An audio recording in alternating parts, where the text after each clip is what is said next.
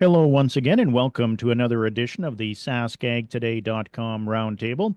I'm joined by the Chief Agricultural Editor for SaskAgToday.com, Kevin Hursh, as well as the Agri-News Director for 620 CKRM Regina, Ryan Young. I'm GX94 Yorkton Agriculture Director, Doug Falconer. And first of all, this week, I think the big talk, of course, was the tariffs that were imposed by U.S. President Donald Trump and what they did or didn't have an impact on when it came to Canada. First of all, what's your take on it, Kevin? Well, he is almost hesitant to say this, but I think Canada ended up being very lucky that we dodged reciprocal tariffs. And certainly there's trouble in the automotive sector.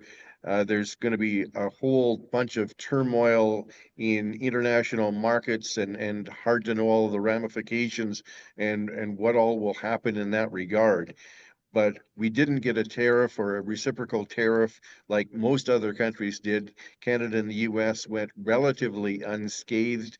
And I think for our agricultural commodities, at least in the short term, at least with what we know now, this is actually very good news. Some big stories that came down on Tuesday, April 1st was first of all, cash advances started going out. Ryan, you had a chance to speak with Dave Gallant on that. Yeah, and they were saying that they got off to a pretty good start here. In fact, the submitted applications, for example, Dave said that they were up 25% from the same time last year. So that's a pretty good increase in demand there. And in terms of dollar figures, they've distributed $310 million to more than 1,750 farmers across Western Canada since they opened up the program on Tuesday to distribute the money. So a lot of demand for it early on, obviously. A lot of reasons Dave has heard as to why farmers are applying for a cash advance, from the tariffs that we just mentioned to the poor rail performance that we've seen in recent weeks and months. That's another factor as well. So a lot of interesting stats here when it comes to the cash advances, and for farmers that are looking to get any sort of capital at this point in the year or any time of the year. You can apply at any time of the year. All you have to do is just call their contact center, or if you're already an existing customer, you can log in online if you have an online account set up. So, yeah, that seems kind of be a good start overall, I guess.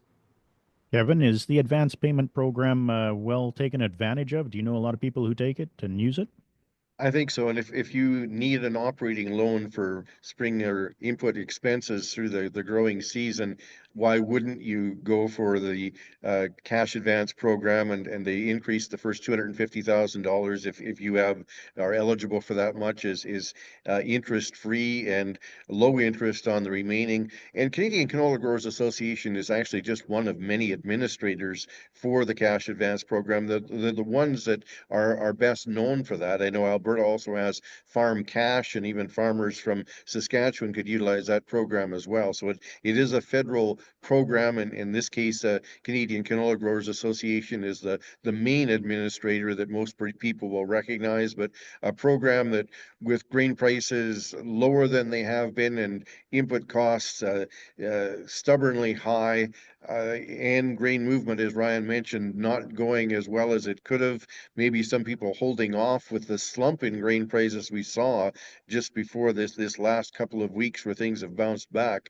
Those are all good reasons why producers more than ever would want to take advantage of that program.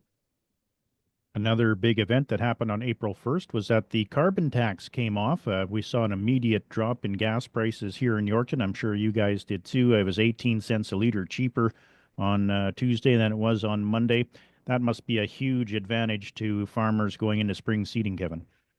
Well, oftentimes it's not talked about very much, but really, farm fuel was exempt from the carbon tax. So people, if they have filled out their paperwork, shouldn't have been paying carbon tax on diesel fuel or gasoline used for farming purposes.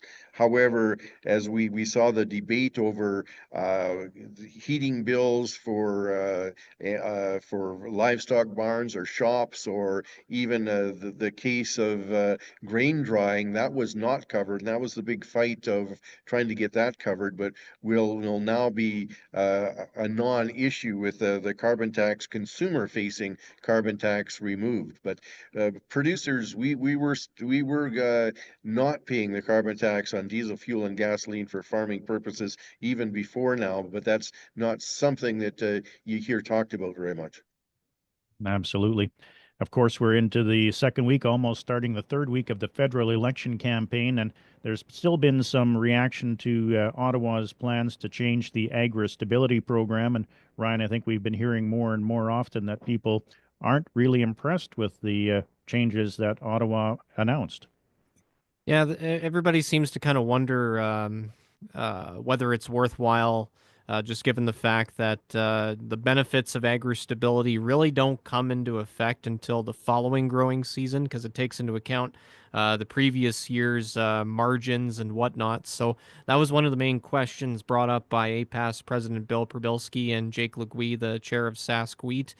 Just kind of wondering whether or not it's again worthwhile to have these changes to begin with.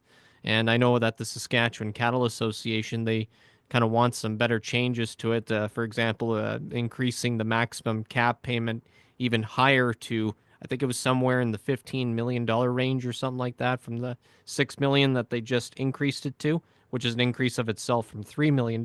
So um, farm groups still looking for better improvements, but just I guess where people get annoyed is the timing of it, because it was right before the federal election campaign.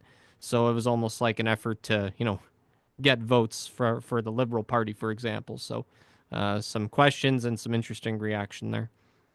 Kevin, we heard that Manitoba has basically set aside some funding for this if it does come to fruition. What are your thoughts? Has much changed since we talked about this last week? No, similar thoughts to last week.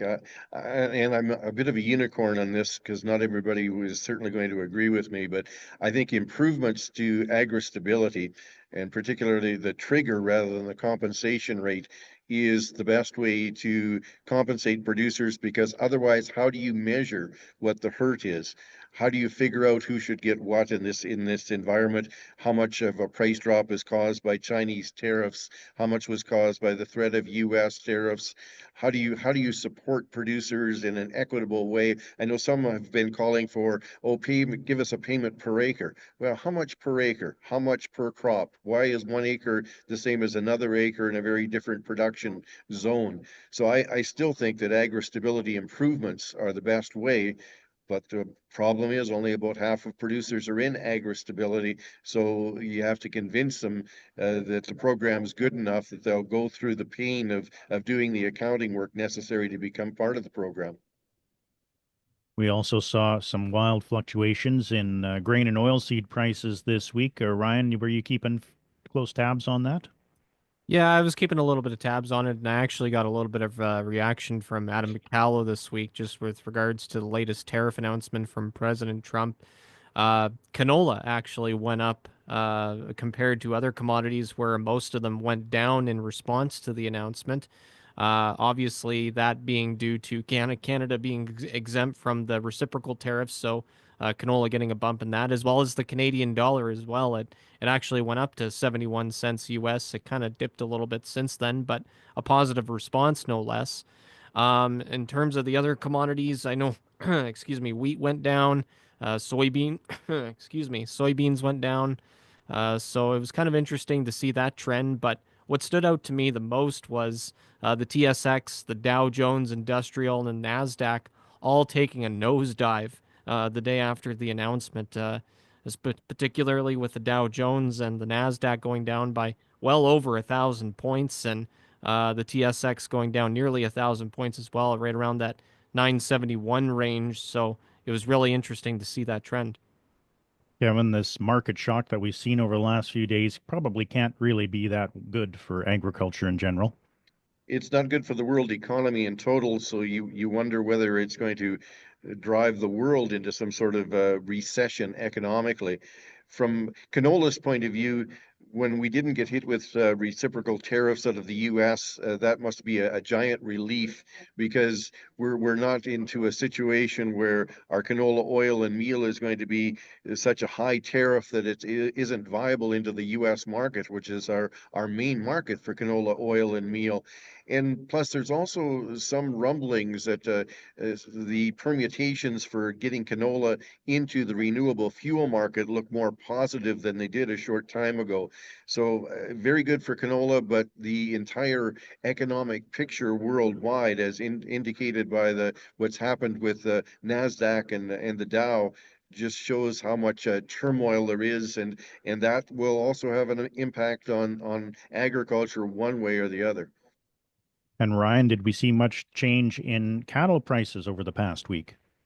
That was a positive light for this week, just given the current circumstances. Most of the feeder steer and heifer prices were up once again, all the ones that were reported here in the province, with the exception of the 300 to 400 pound feeder steers. But yeah, a lot of increases. Some of the categories had double-digit increases week over week. When I was talking with Emily Schmidt from the Ministry of Agriculture, she was saying that a drop in corn prices contributed to the current prices, as well as the cattle futures continuing to support cash prices. So some positive news there. We did see U.S. live cattle and feeder cattle drop rather dramatically, though, today. Kevin, have you heard anything much on the cattle front at all? No, sorry, been on the road and just haven't been following it that closely. Okay. And as for the United States Department of Agriculture released their seeding intentions this week, and they said that corn acres would be up, soybean acres down, wheat acres down, and canola acres steady. What's your reaction to those numbers? Pretty dramatic moves in corn and soybeans, about 4.5 million acres up for corn and a similar amount down for soybeans. A drop in soybean acreage in the U.S. is good for our canola industry. Higher corn acreage might mean cheaper corn and more corn imports into southern Alberta, displacing some of our barley. So interesting that that's a pretty significant shift to see that many acreage changes, and of course, just dictated by the relative profitability of corn versus soybeans in the U.S. Also, the Saskatchewan spring runoff report was released this week, suggesting that the spring thaw is underway. I think most everyone knew that already, but it sounds like southern and southwestern Saskatchewan are quite a ways along here in the Yorkton area, though. We still have a fair bit of snow. I'm not sure what it's like in Saskatoon and Regina, but sounds like conditions are really starting to warm up in that south and southwestern areas. Yeah, and I farm at Keebree, but if you go south of me down closer to the border, I've heard reports that there actually could be some seeding as early as next week in the extreme southern areas, which is when as we record this, I'm sitting in Yorkton, and all the way from Saskatoon to Yorkton, all the fields are white, and there's a lot of spring thaw needed before anybody's going to be anywhere close to seeding, not even probably wanting to pull the drill out of the snowbanks in some cases at this point. So we're going to have a situation where the way it's shaping up, there's going to be quite a difference in start times between parts of Saskatchewan, one to another. And part of that too in the southern areas is fueled going so early is fueled by the research that has been conducted in recent years, showing that the ultra early seeding of wheat and durum actually looks very viable, where the ultra early seeded stuff, as soon as the soil is 2 degrees, if you go out and seed, typically you're going to have at least as good a yield, and in many cases, many years of the research, better yields. And there's going to be some producers trying that, at least on some limited acreage, and that may contribute to the areas that have dried up getting out to seed even earlier than they otherwise might. What's the snow situation like in the Regina area, Ryan? Well, we still got quite a bit of snow here. I know where I live, just west of Regina, we still got snowbanks in the fields still, but you can see pockets of stubble and from last year's harvest. So we're slowly but surely making our way there. Something else that happened in Yorkton this week was a two-day Ag Tech Expo. Over 650 students from around the area came into Yorkton, and they had the chance to, I guess there was some things set up by Ag in the Classroom Saskatchewan and Cornerstone Credit Union. They partnered on what people can look forward to if they were interested in a future, a job, a career in agriculture. And I think they made the point of saying that you don't have to be from a farm to get involved in agriculture. And Kevin, is there a shortage of farm labor out there, whether it be, just driving a tractor or else some more technical stuff? There certainly is. And, if you look at the University of Saskatchewan College of Agriculture, which typically has been, some will go back farming, but they'll get all sorts of jobs and everything from ag biotech to ag engineering to chemical sales, crop protection products, livestock industry, feed industry. But more and more of those students going into the College of Agriculture and Bioresources are actually from urban backgrounds because there's so much science involved, there's so many different aspects.